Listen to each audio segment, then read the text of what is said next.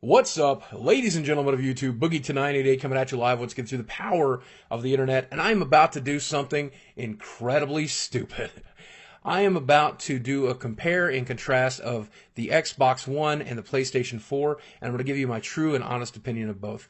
And the reason this is a stupid decision is because over the past month, I have spent a lot of time trying to build connections and bridges in the industry, meeting a lot of people, shaking a lot of hands, and a lot of people expect I don't know if they expect me to or not, but a lot of people would expect me to play softball here, to go right down the middle and not talk about the good stuff and the bad stuff, to not point out, and you know what?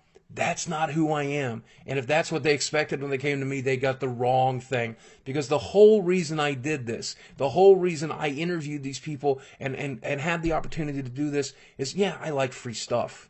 But I wanted to make sure that you got the chance to make the right choice for you when it came to gaming console. Now, in a perfect world, we'll all own all three consoles. We'll have a Wii U so we can play Mario. We'll have a PlayStation 4 so we can play Killzone and Knack. We'll have an Xbox One so we can play Dead Rising 3 and Rise. But that's not. We don't live in a perfect world. And I have the fortune and the luck to be able to have access to all these gaming consoles, but most people are going to have to make a decision. And I knew I wanted to help you make that right decision. So I'm going to do three things here. First, I'm going to talk about the PlayStation 4 and what they did right and wrong. I'm going to talk about the Xbox and what they did right and wrong. And then I'm going to endorse one of the two and help you figure out which one is the right one for you. And to the people I've met over the past month, to the people whose hands I've shaken, if this is upsetting to you, I'm sorry, but you had to know. You had to know this was coming. You should also know, before you listen to my opinion, that I am just a fat, neck-bearded gamer who has spent his entire life consumed by video games. So take everything that I say with a grain of salt. I want to start off with the PlayStation 4 here, and before I even get into it, I'm going to show you a link here in the info box below to Adam Sessler's review of the PlayStation 4, and there's also a link to his review of the Xbox One. He's going to show you the screen caps and the footage that I can't show you, and he did a much, much better job of it than I could even if I tried. So please, if you want to see what I'm talking about, watch Adam Sessler's review of the PS4. He does an amazing job of showing it, as well as the Xbox One. Now, that said, when I went into, I'm a PlayStation fan, and everybody knows this about me. I really enjoyed PlayStation for a really, really long time. I've also enjoyed my Xbox. I've also enjoyed my Nintendo. I've also enjoyed my 3DS. But I've always had a slight preference for PlayStation. It's a system that's been very close to my heart. And in the last generation, I preferred the PlayStation 3 experience because I felt that it was very cutting edge. I felt that it was exactly what I wanted from it. It had all of the apps and stuff, the media streaming that I wanted to have, all right there, and it made it super easy to use. And then also the games. And the PlayStation 4 makes no mistake. They absolutely are gamers who built a console for gamers. It is the next generation gaming system, period. And it doesn't matter what you take away from that statement, you're correct. Whether it's the fact that the games that they're supporting are phenomenal, that they look better on that system than they do on any other system that's available right now, whether or not they are supporting independent gaming companies who are creating these indie titles so that it's about the games and all these unique games like Resogun and Contrast, which they give away free on the PlayStation Network in the first month. Just a wonderful experience. And if you choose to have a PlayStation 4 in your home, you're not going to be upset about that. It's a really, really, really good decision. The controller is great. The console looks great. The software is great. The social media integration is fantastic. It loads quickly. It's smooth. It's fast. It does everything you want it to do exactly the way you want it to do it. And it was a almost predictable choice because it was a console that was made by gamers for gamers. And I can tell you, I shook these people's hands over and over and over again.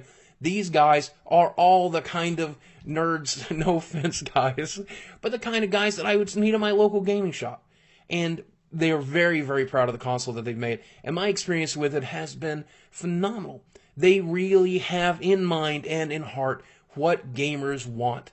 And whether it's Twitch streaming, whether it's being able to upload videos to Twitch or to YouTube or to Facebook or social media integration or partying with your friends or playing together or having access to these unique, bizarre games like Octodad or these AAA titles like Killzone and Infamous Second Son and Naughty Dog titles, they just rocked it. So if you choose to buy a PlayStation 4, you have not made a wrong choice by any stretch of the imagination. You have bought this generation's best gaming console. That's my opinion as a fat neckbeard, as a guy who's owned every gaming console since the Atari 2600. It was the right choice. You've made the right choice. And can I tell you right now, should you go out and buy a PlayStation 4? Absolutely. If you're a gamer and you're ready to game and you want next generation gaming in your living room, the PlayStation 4, perfect choice. So that's pretty much all I have to say there. Now watch Adam Sessler's review and see why I feel that way. And then let's talk about the competition. So as you guys know, I got a 3-hour demo from the one and only Major Nelson yesterday. He literally sat down and hooked his Xbox One that he helped design to my television and gave me a walkthrough of every feature that the console has, and I got to experience it fully. And I've been playing with it for about the past 24 hours, and I plan to do plenty more, but here are my overall first impressions.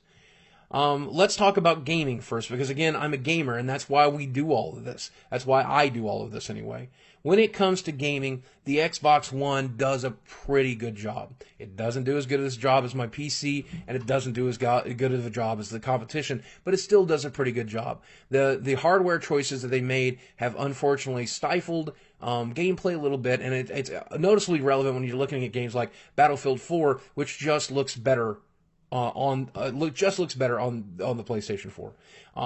But the games that I have played, Dead Rising 3 and Rise, which I'm not allowed to get into any specific details until the embargo is lifted, but those experiences have been very good, and they looked good, and they played good. It was a good experience. It wasn't great, but it was good.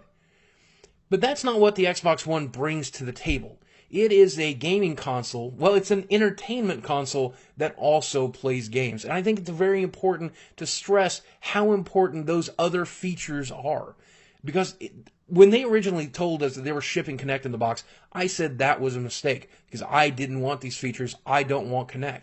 Now that I've used them, I'm actually relatively excited about them. And in fact, my wife was very impressed with it last night. We sat down and we watched a little live TV. We watched a little Netflix. When she went to do her nightly workout, I went into playing a little bit of Dead Rising. And all this flowed seamlessly and interestingly. And it's very much a feature-rich console with voice commands and the ability to do all the streaming and the ability to enhance your live TV and to use voice commands to control the volume on your television and control your cable box and do all this cool stuff. And of course, the apps and stuff are there.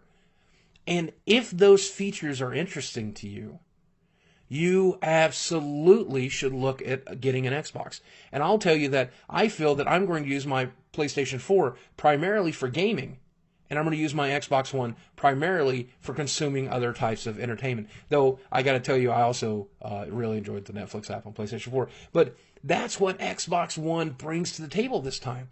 It is a gaming device that runs games pretty well, but also gives you this whole other level of entertainment experience.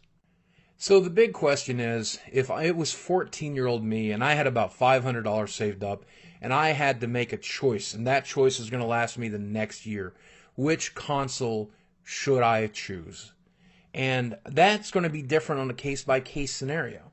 It really comes down to which feature set is right for you.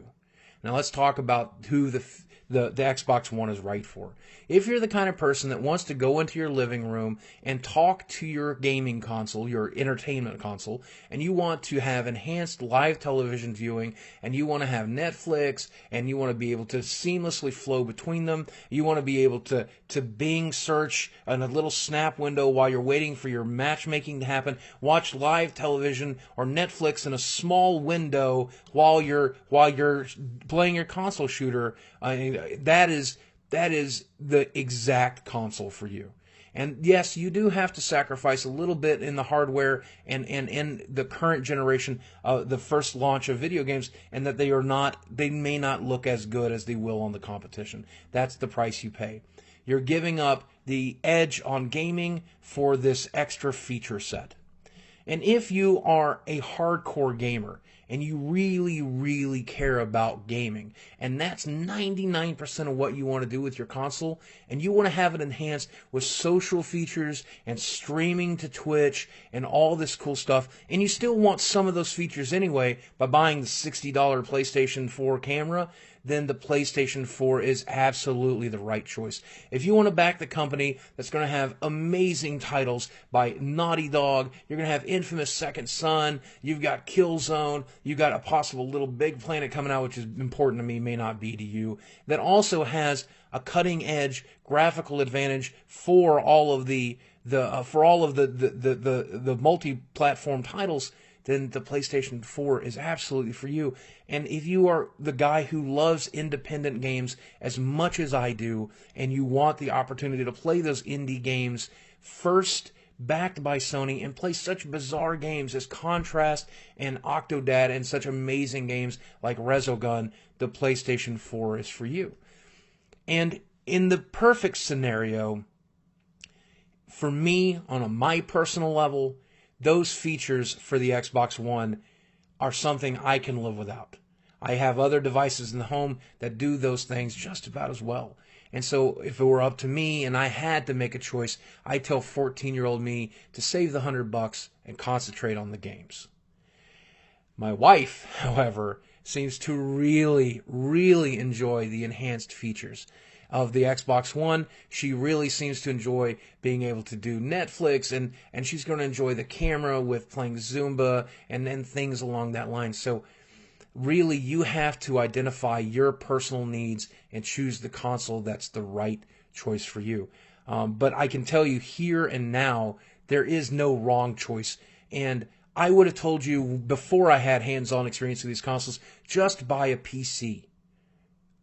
I feel that's a wrong choice now. I feel that the right choice is to choose a console to enhance your living room experience much further than most PCs are going to be able to do, because these guys have not just tailored a box, they've tailored an experience. And whether you go for the PlayStation 4 by gamers, for gamers experience that has the just flat out gaming experience of a lifetime, or if you go with the Xbox One entertainment division and go for the entertainment experience of a lifetime, you're not making a wrong choice. So this winter, this Christmas, this Hanukkah, this Kwanzaa, get out there, buy a console. Let's have some fun.